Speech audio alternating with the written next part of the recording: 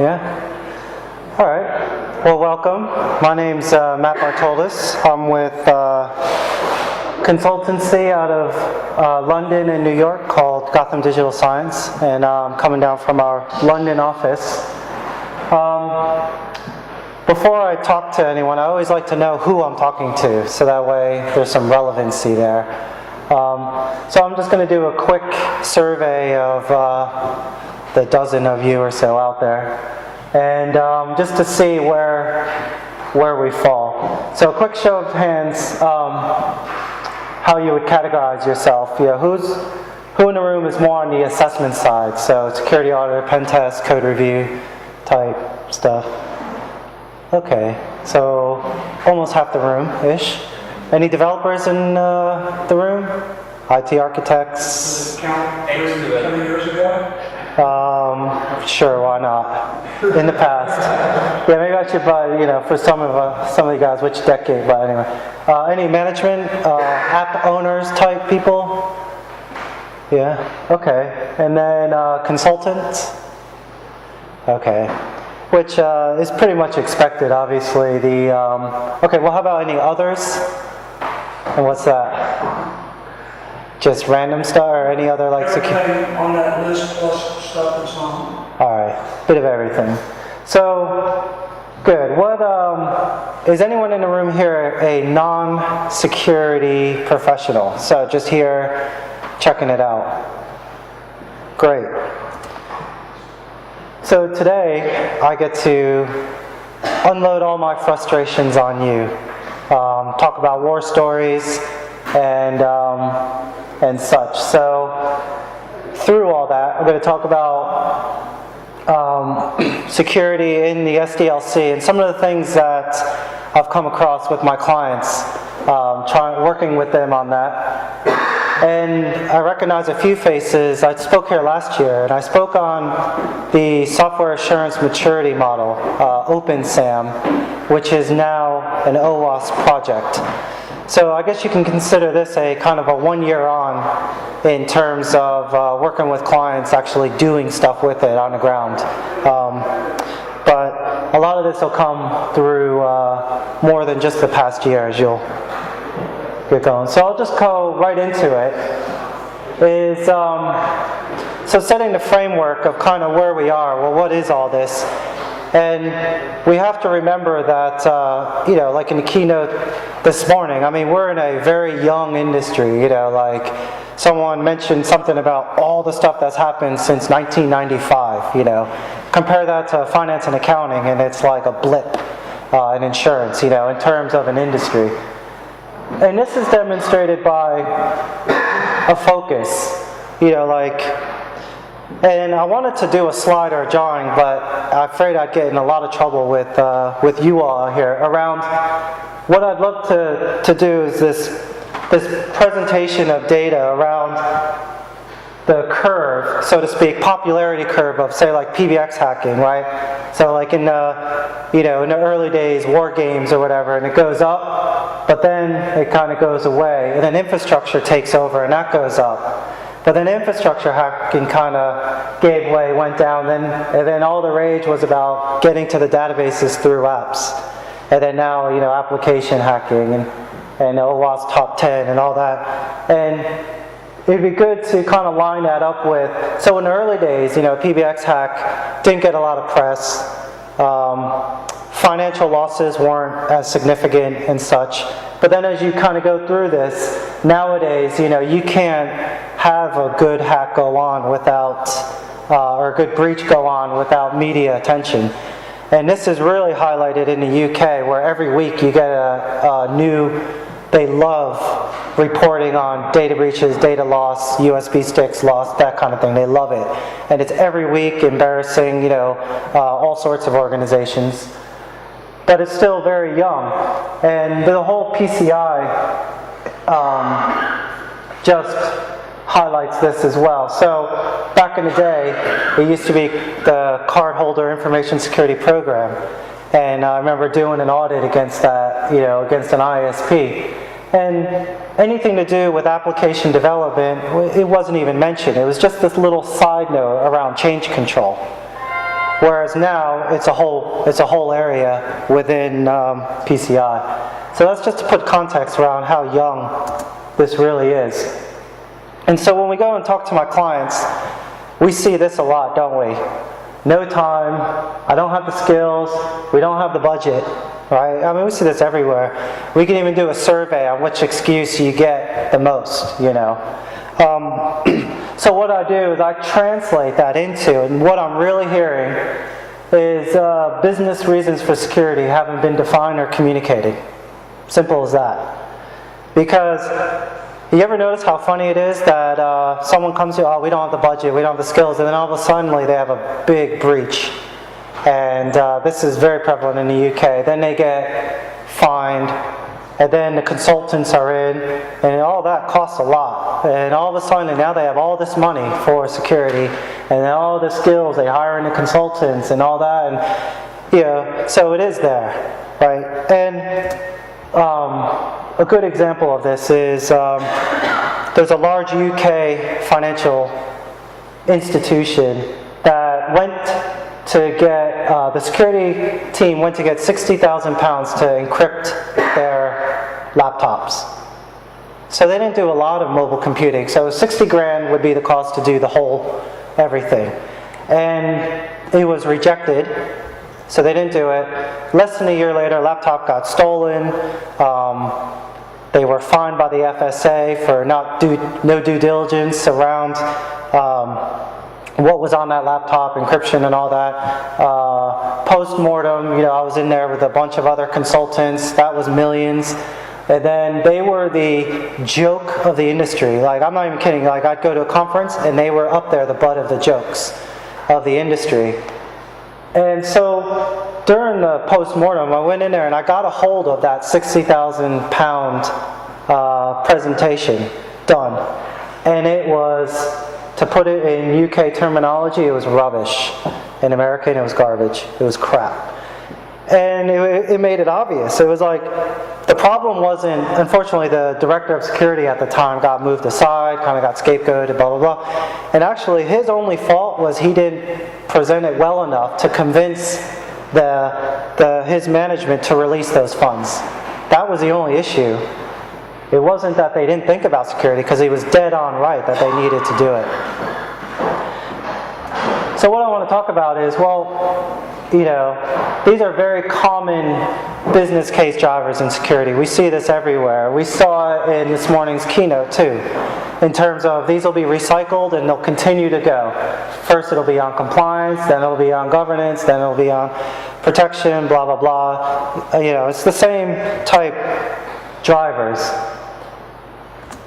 Right? So at one of our clients, and this is where I just had a brief conversation with Alex, I think it's Alex, right, from this morning, yep, where we were at a client and we weren't making much headway in terms of getting their development teams, their testing teams to take on this whole security initiative within their everyday lives.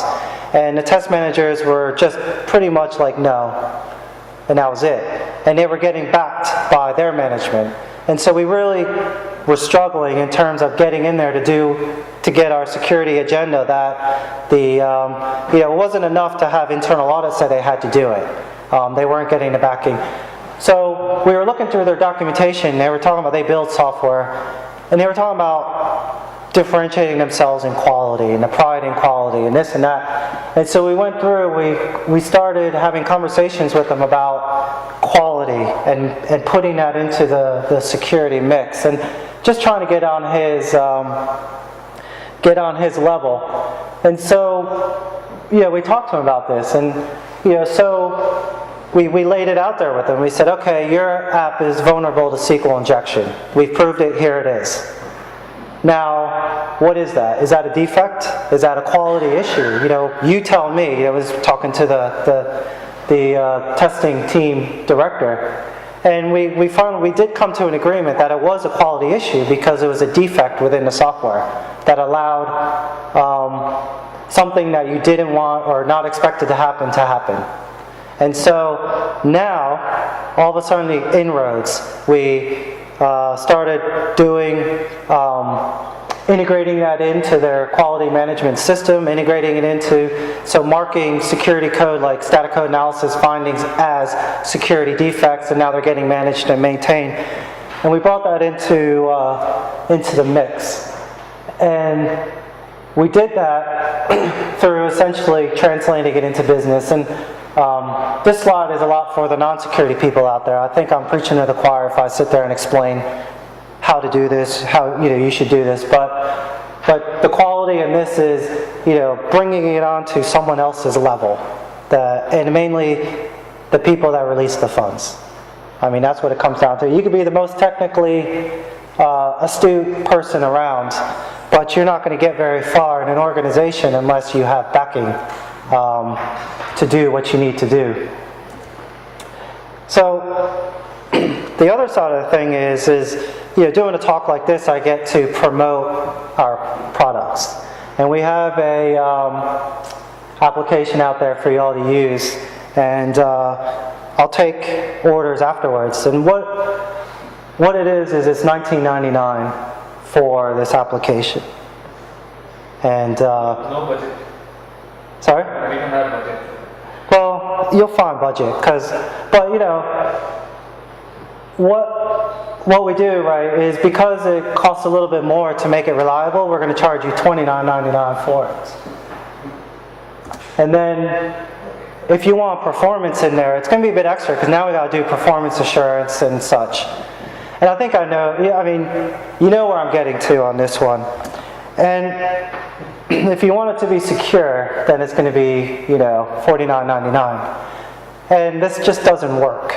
And this is another way you can actually push a security agenda and say, well, what are your customers expecting from you? So, and a great example of this is doing infrastructure reviews for a client, and we found out that their whole AIX environment was it was outsourced, and it wasn't locked down at all. So it was pretty much wide open. And so, your infrastructure is wide open, blah, blah, blah. Oh, okay, well, we better go talk to this company that's managing it for us and have them tighten this up. Okay, great. So we go and talk to them. We're sitting in meetings. The company comes back with a quote for like 25% of the cost of doing this outsourced service in order to secure it. And we just looked at it, we thought they were nuts, because it's no longer the time where you can charge extra for security, because now customers expect it. And I don't think anyone in this room or any non-security person would even consider a pricing model like this, especially for their banking application software or something. It's just not going to work. So in another area, and this is helping, like I said, all this is around convincing, right? Convincing the organization you work with, or if you're internal, the other parts of the organization, why we do this security thing, why we need to integrate security into the SDLC.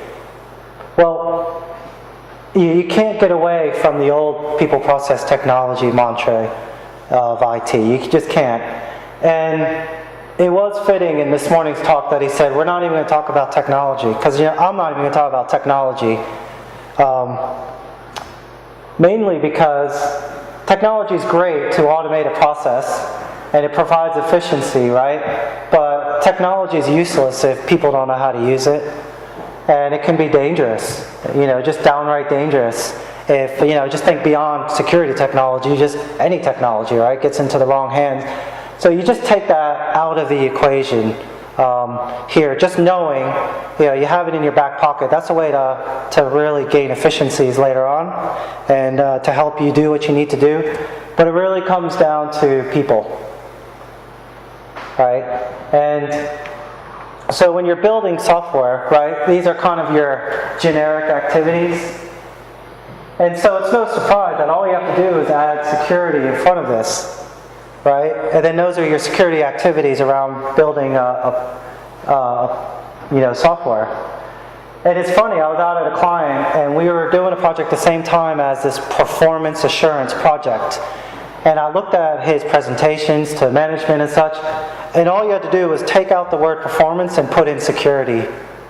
And it was really, we could have just traded presentations, performance and design, performance, testing and such. So it's very much, an aspect of development.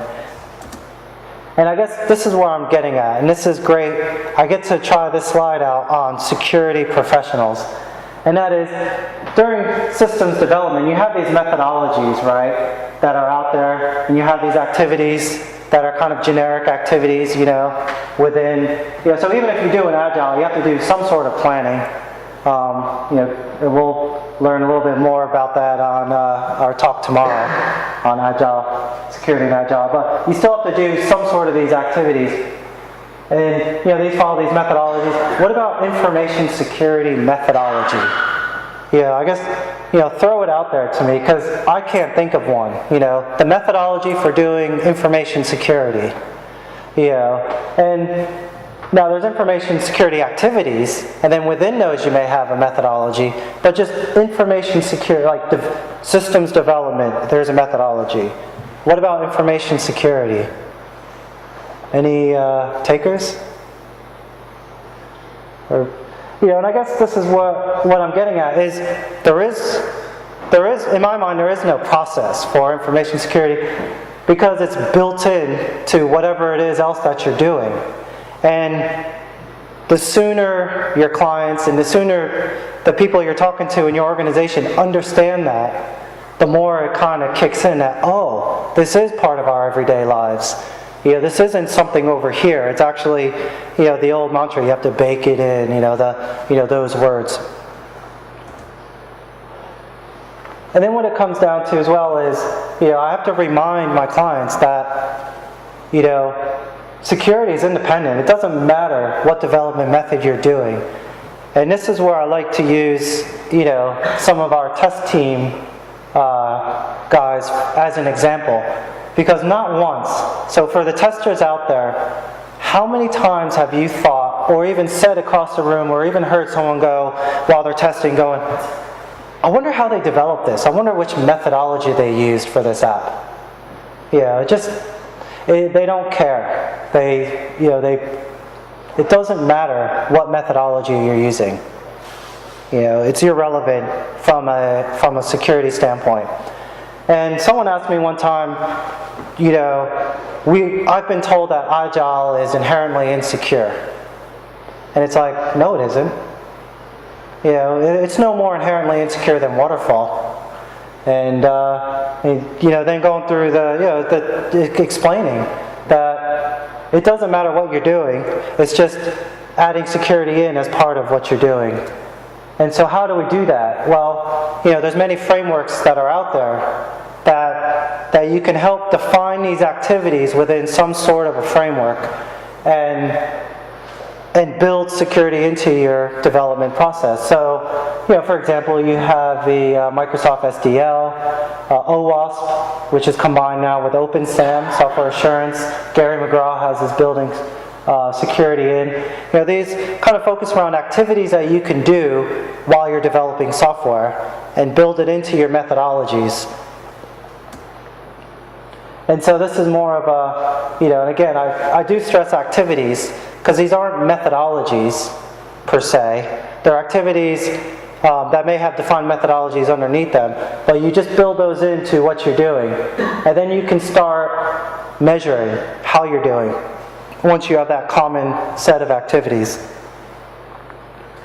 And so what we get a lot from our business, and I kept this slide in from a talk I've had last year, because it also demonstrates again how young this is, right? So clients will be like, well, what does it look like? How do we understand? How do we manage this?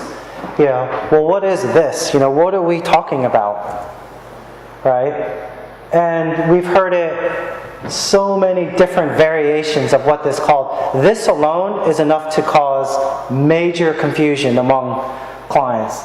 And so I had a client that actually, we were under the SDLC project. And so you go into development teams and say, yes, I'm here for the SDLC project. The confusion that gets started right there is enough to waste a half a day in trying to explain what it really is. So either way, it's just another example of, it doesn't matter what you call it and such, it's just really those activities, building it in. And so, again, we talk about these activities under here that come under these practices. And this is an excerpt from the Software Assurance Maturity Model. And these are things, I'll come back to this, and I'll come back mainly around this testing area, because it's something that everyone can identify. But again, an example of a framework where you can pull out activities that align to a development method. And so the way we see that is, say, take a generic waterfall, or this is actually built off of a Prince2 methodology.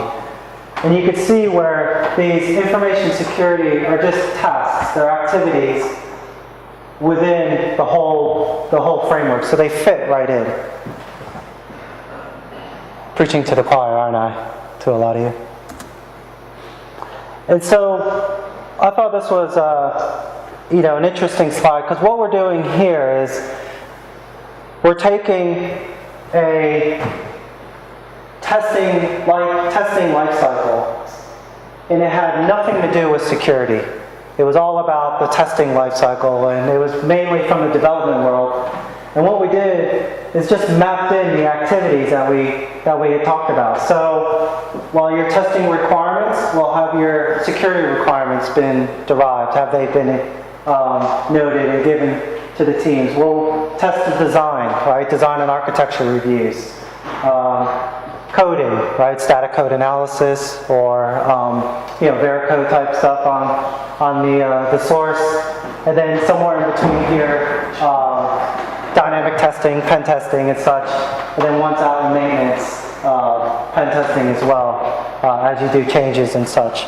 And this is, to me, a good example that hits home with a lot of. This is geared towards test teams.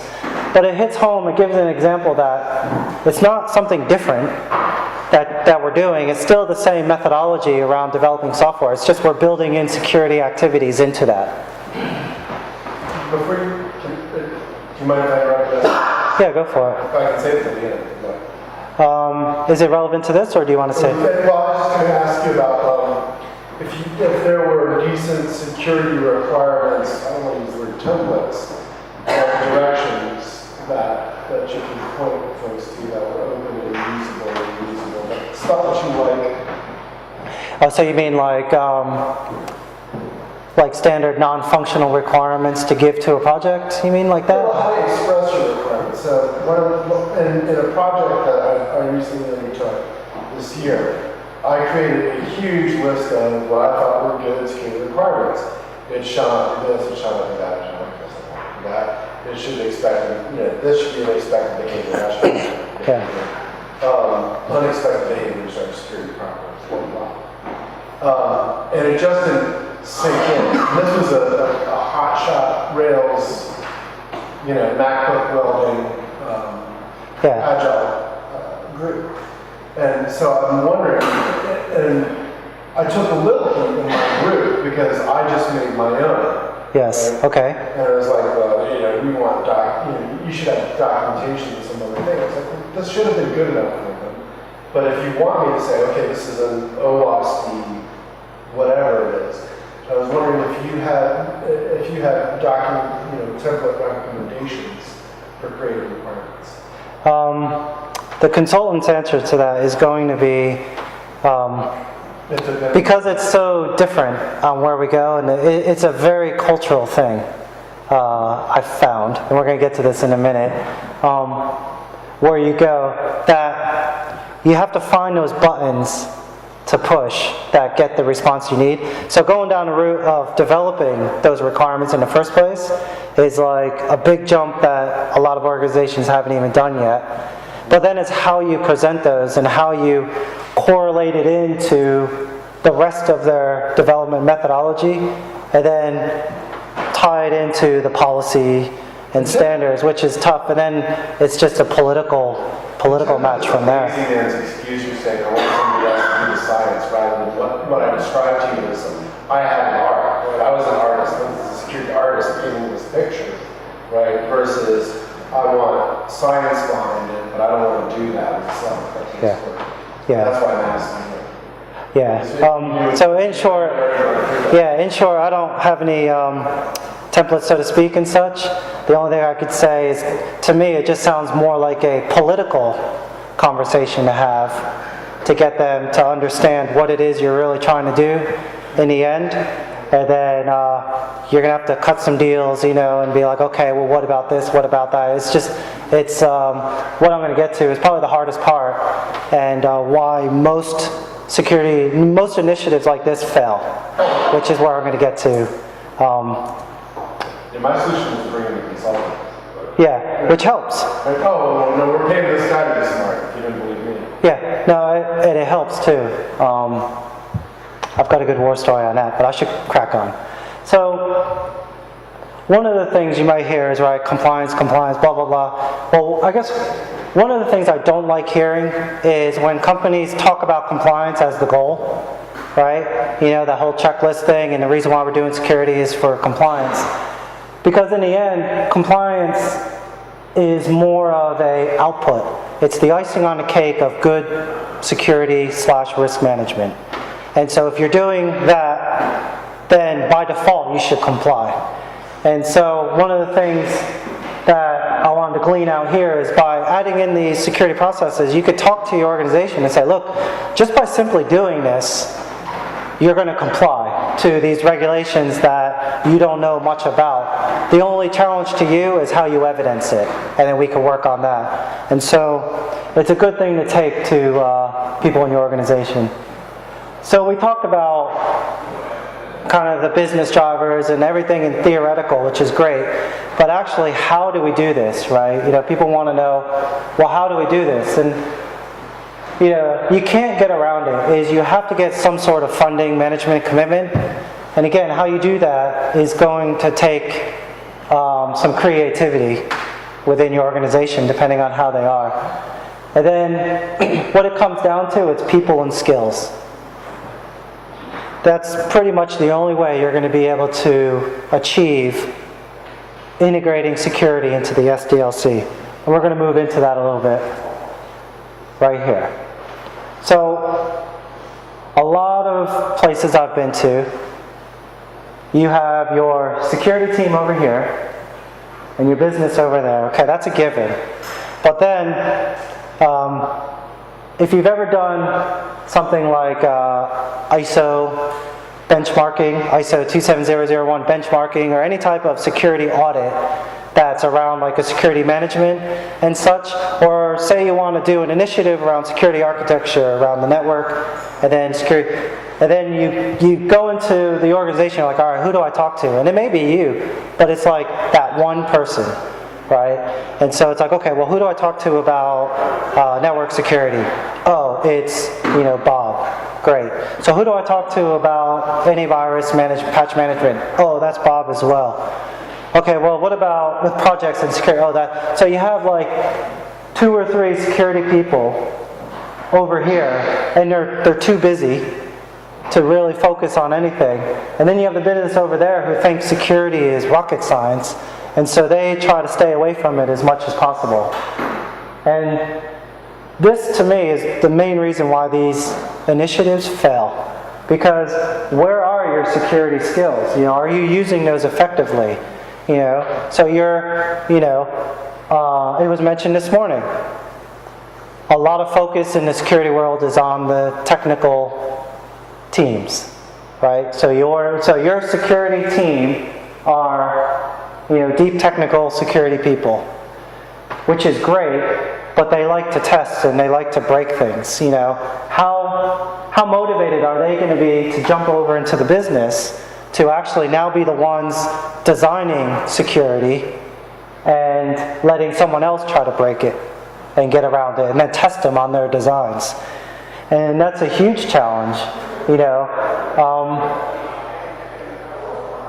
So the answer is, and it's not the silver bullet answer, but the answer is, you know, get them working together. So find out where your security skills are and use those in the business. And a good example of this is development teams. We're working with a client where we took one of their security people from the security team that was doing solely pen testing, but he had a developer background. He just got bored of it. And asked him, would you like to go and work with the developers and work on secure development? And told him the benefits of combining the two skills, blah, blah, blah. He went over there, he sits in the same room with the developers, and now they'll work on things. And someone will just look up and be like, hey, I'm working on this, blah, blah, blah. Oh, go over to this library, grab this bit, it's already done. And then it's solved. A potential security vulnerability has been, eliminated from that application. And that was very effective at this, particular client. It worked for them. Another great story is that at a client, I was walking through the architectures group, and for some reason, enterprise architect people and security people don't mix. And I don't know why, I can't figure it out, but everywhere I go, it's like this, right? And so I'm walking through the architecture section after a, bombed out meeting with the head of the architecture teams, who said he didn't want anything to do with what we were doing. And I see a CISSP book on a desk. And so I walked up to the guy and I was just like, oh, hey, are you a security person? I noticed this book here. And his response directly was, well, I'll edit it a little bit, was, no, I'm studying and taking the test because I'm tired of those effing security people telling me that I can't effing do this and do that. And so his motivation for learning security was because his security team annoyed him so much, telling him no, no, no, no, no, that he's like, I'm going to learn this myself so I can tell them yes, And it just hit. It was like, that's a perfect example of how you can bring those teams together. Is, we talk about, oh, well, it'd be great to have a security architect, but how many organizations really do have security architects built into their teams? And I would say the clients I've been to, less than 5%. And therefore, security initiatives around integrating it into whether it's a secure architecture or a secure system fails. What happens is the same old thing. They develop something, they get it tested, then they're told they can't go live until they fix it. Political argument happens, they go live anyway. Right? It's usually how it happens. I'm not cynical, am I? So, another great excuse we get is, oh, well, we don't have a development methodology, so we can't really do this initiative. So the answer is, well, you're doing something. Like I've not gone into, well, okay, maybe one or two, but usually you don't go into places and find out that nobody is designing a system, that nobody is, checking code out of some sort of code repository, working on it, checking it back in, making sure then they have some sort of requirement that at least has to compile before it can go be tested. So they're doing something. They're not calling it a methodology. So what we say is like, I don't care what you're doing, just do something with security activities involved. And then that's a great starting point. Then as you kind of get the hang of it, then you can build in metrics and all that. So you don't have to start out day one with your framework and all your metrics and everybody go, but you can at least start somewhere. And you can't get away from measure. And so, COVID did a very good thing where they integrated the old CMMI-ish type ratings of the maturity of controls. Well, you could do the same thing to these activities that you're building in. So whether you're using, Microsoft SDL activities, OpenSAM, whatever, you could still define these activities within the process, determine what they are, measure how they're being done and the results. So you can actually, apply this to more than just CMMI and COVID type thing. Right, so let's talk about some of the problems that you'll create. Because, right, anytime you venture on something new or try to convince an area to do something different, you'll run into problems. So one of the first things we did, and this is more around integrating increased security testing, which included static code analysis. And what happened is, it was like the days when you just put in an IDS and you hit go and then the dashboard just lights up. And then what happens is, you let the wrong people see that and they start freaking, right? Like, oh my God, and then you have to explain to them everything and tune it and such.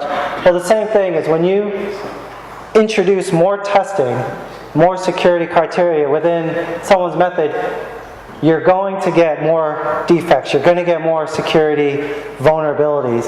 And then it's, well, you can actually plan for when this happens. And you could talk to your development teams and you could talk to your management about, yes, this is going to happen and this is what we're going to do, And right here, like, don't beat anyone up. And because what it comes down to is, usually, like in the static code analysis case, the developers just bore the brunt of it all. Management, how can you let this happen? You're not doing, And it used to be the IT administrators, right? We used to go in and tell them, your Unix is wide open, you have holes in your firewall, this, that. And the administrators are like, look, we just need to keep this stuff running. We don't know that. And then, and then the morale goes down and such. And, so don't beat anyone up. And this, a good story is back, unfortunately in the day, I was an IT auditor, and I would do the security around the systems that generated the financial statements and their operational transactions. And so we came in one year, a whole list of issues around their AIX environment that was supporting SAP. And told them, based on that, you have increased risk around SAP and its infrastructure. Okay. Year 2, came back, found the same issues. Year 3, came back, found the exact same issues. And finally it came to a head. They had a new head of IT come in and ask the security team at the time, whose job was more user provisioning and access control rather than the security that we may think of in terms of testing and mitigation and vulnerability management and such like that. And so they're like, look, we're not trained to do this and such. His immediate reaction, gone. This was obviously in the US where you could do this, but the whole team, done. See you later, and hired a new team. But it was, in my opinion, it was wrong reaction. Why not set out a security strategy and then retool them to do what they needed to do and understand it, rather than call them a security team when they were really user provisioning. They could have been on the help desk, rather than a security team. You're going to really glean out where your skills gap is. So, for example, if you're in an organization and you don't have security people within the development, the architecture teams and such, then it's going to become even more apparent, and you're going to highlight this to everybody, which could be a good thing and a bad thing. Then it's, well, how do you manage that? You have to, so one way to plan for it is, I guess a hard lesson I learned with the client was we developed methodology around a lot of things within these activities. So a methodology around static code analysis, around threat modeling, around secure design architecture reviews and such. And we worked with them. And the whole time, we didn't actively hard enough say, well, what are you going to do with this when we leave? What are you going to do with this? And really make that a high item on our agenda. We just asked it, and they're like, no, don't worry about it. We'll take care of it, our security teams. And then it got to the point where it was the end, and they had nobody to operate and run these methodologies that we created into their teams. And so what happened is it ended up sitting for about 6 months. They didn't do a thing with it. And it's really demoralizing from a consultant standpoint, because you spend a year of your life working with them, you want to see it succeed, and then this happens. But luckily we were able to get out there, address it, and get the teams going on there. But that was, they had this gap where they didn't see the benefit, they didn't realize the benefit of the activity because they didn't have the skills in place to do it. And this is where I mean, that's kind of a touchy subject with a lot of testers out there. Because I have a colleague, he likes to say, his favorite question is to pen testers is, what's your favorite vulnerability, right? And then the further question would be, so what's that look like in code, And usually you don't get an answer. But they could get an answer because it's not that far of a jump to be a breaker and between a breaker and a fixer. And so this is what we stress with our clients: is take your testers out and challenge them over here in some other areas, and see how that works with the business. And in our experience, it's worked well. They actually enjoyed getting out of the lab, some of the guys. You're going to realize, and this is kind of what I just talked about, there's going to be a resource gap, right? Because there's a perception out there that now that you understand, right, you've done more testing, you've uncovered more defects, vulnerabilities, whatever you want to call them, so now you can't ignore it, you have to manage it. That's a perception. It's not always the case, right? People would still rather just ignore them and bury them over here and say, then they talk about, well, how do we quantify the risk and everything. We get into some of the other talks today about risk management and quantification and stuff. But in the end, at least now you know what's out there. The phrase ignorance is bliss. Well, it's not bliss anymore because now you know that there's stuff out there and it needs to be managed. And this is probably the biggest one, and this is what I was getting at, is you're going to run into political battles in most organizations. And really it just comes down to age-old behavioral things, such as managing change within an organization. So you go to a development team leader and tell them their development team has to now operate in have to modify slightly what they're doing. The first thing you get is, I have timelines, I have this, I have that. It can't happen. That's the first thing you'll get. And then it's, well, how do we manage that? How do we, and that's the awareness. And there's a lot of, political and behavioral things around that. And it's tough, dealing with, middle management, because they're the most vulnerable in an organization, right? Like, they're the ones that are even more so trying to amass people under them and do well, with whatever their task is, and they don't want people to come in from the side and either upstage them or, completely, move them in a different direction, and then them fearing negative feedback later. It's a huge problem, I believe, and it's just the perceptions and the pushback around that. And I think that's what you highlighted in your question before about, how do I get my security requirements that communicated in a way that they'll take them seriously and do them and consider them. And a lot of it's around this, that pushback and dealing with that. So really that's it. I think I have about 9 minutes left, which would be good for any questions, comments, war stories, anything out there. And we have first hand in the back. Do you have a take on what Bartoldus from HP says about how we already have a perfectly good model for improving software development, which is the QA process? And if we incorporate security based on bugs and tickets, the QA team is already quite successful, and we just need to use that language. Yeah, I'm not familiar with that person and such, but I'm very familiar with HP and the way they're going to market around their web inspect, and then they've just bought Fortify software, and they're integrating it all into their, IBM's doing the same thing, right? They're bought Ounce and AppScan and such. So conceptually, I agree. And it comes around to the testing, and he's talking about that testing slide where, inject testing, push it back to your test teams, and, talk to them about quality and stuff. So I agree with that. And I'm not sure about, it's already there and such like that. Because, yes, it's already there, right? Most organizations that develop software will test it. It's just, from a security standpoint, what are the requirements, and test to those requirements. And, so for example, the question about the list of requirements going out to the teams, well, now you can build your test cases around those requirements. just like you build test cases around functional requirements. And then you can test them and then you can get results out of that. So I agree conceptually with them. Whether companies are already there, they may be in terms of testing, QA testing, but not from a security standpoint, I don't believe.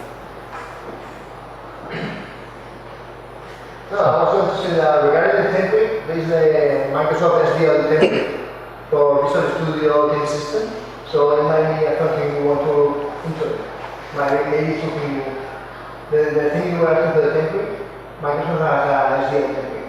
We can take a look at that. There's also documentation there we can take. And my question for you is, based on your experience, which framework people are using most? I mean, Microsoft, OWASP, which one? Coming from the Microsoft guy. I would say that I guess it's a function of I'm very biased because we're brought into a client for a specific reason because they haven't done this yet. So therefore we talk to them about both software assurance, the OWASP, and we talk to them about Microsoft as well because our organization, we've integrated kind of both together. So I can't really say, my perception is that the Microsoft has more ground in the industry because it's very comprehensive, very easily accessible, and some great tools around it. So I would say that's just a perception I have, but I can't really tell you because most of the clients we go to, we're called because they don't have anything in place. But yeah, so that's it. And especially if they're using .NET, then it's almost like automatic. They go there and use some of the activities. And you actually just reminded me of another requirements thing about deriving requirements is, the Microsoft methodology around threat modeling. Threat modeling is something that really helps derive specific requirements per application. It's kind of a bit different than the presentation this morning talking about threat assessment. This is more specific for building an application. But that'll really, and there's tools behind it, and Simon could probably talk forever about it, but we found that to be a good tool for deriving further requirements after the general ones, the specifics. Yeah. New question. Beyond outcome-based metrics like number of defects in the code, and so forth, what evidences would you try to collect that a software developer development team is actually good? I had a good answer until you said actually good, because that's very subjective and I don't think can be really quantified. But some other metrics that can be used to help ensure your teams have been trained, or at least qualitative descriptions as well, and say, high, medium, low, whatever. But I'm just looking for, most of the time when you see a metrics program around software security, it's really number of defects. Well, we've done these 10 projects, and the number of vulnerabilities, the black hat testing at the end is, gone down. Findings are going down, so therefore we're doing a great job. That may or may not be so. I guess what I'm wondering though is if you look at individual performance and so forth, can you do something beyond just those specific outcomes to describe their performance? What we've worked with one client on was going through a secure development certification track to where you had to take certain courses, pass a test, and go along to get certified as a secure development lead within that organization. But they had many developers all over the place, and so it made a lot of sense for them to do that. And what that did was, it doesn't really, certification doesn't tell you whether you're good or not, but at least gave them secure assurance that they were going through formal training and were able to take that back to the test teams.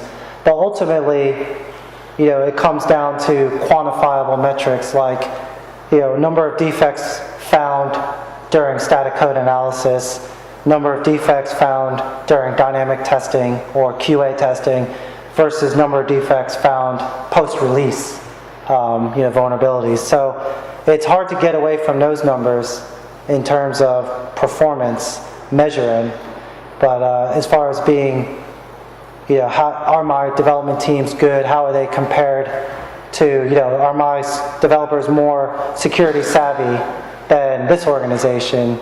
I just don't really have an answer for that, unfortunately. Oh, it's fine. No answer is an answer. Just to respond to Alex's question, I know of some companies that contract with services like White Hat or maybe Blue Coat or some of the other standards to sort of prove up their development. So we say we're really great, you know, validated with third party. It may be, I don't know, that those kind of people would tell you how you stack up generally against others in your industry.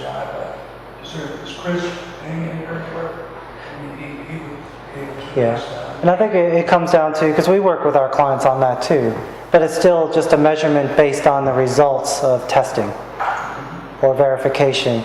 And so, you know, those are the numbers that management responds to the most is, you know, like, because you can even say, oh, our developers have been through training, and then the first thing they want to say is, well, what are we getting out of it? Are the number of vulnerabilities going down? And then you have to show them results from tests. And yeah, Veracode and other type of testing is quite valid in that area. Well, just to follow on, I've kind of come to the conclusion that if you actually succeed in removing all reported defects, so that what you're really dealing with is 0 day, I think you have to effectively consider that good. Yeah, because, you know, it's a moving target.